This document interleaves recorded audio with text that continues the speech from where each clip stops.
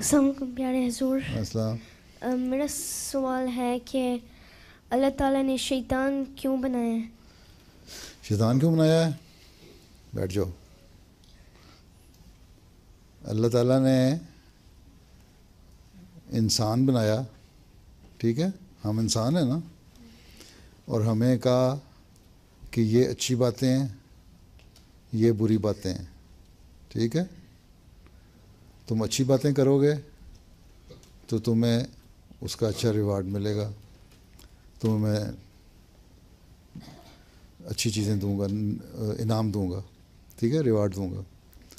تم بری باتیں کرو گے، بری باتیں، ہر بری بات جو ہے وہ شیطان ہے، ٹھیک ہے.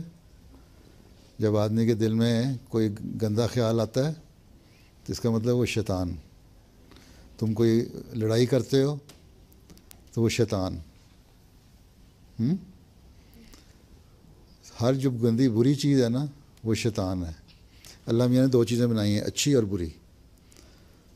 ان شیطان کوئی شکل نہیں ہے تمہاری طرح کا، ہاں، اس طرح کا نہیں، کوئی باڈی ہے اس کی رضا کی طرح کی کہ شیطان آگے کھڑا ہو جائے. شیطان، ہر جو گندا خیال تمہارے دل میں آتا ہے نا وہ شیطان ہے.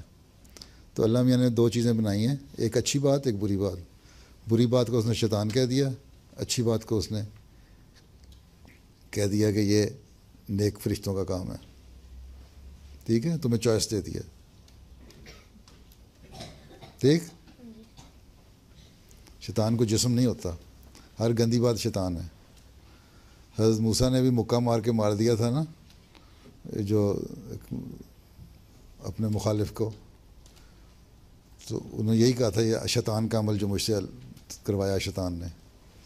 اس کا مطلب شیطان کوئی بھی دل میں پیدا ہو جو گندا خیال، وہ شیطان ہو جاتا ہے.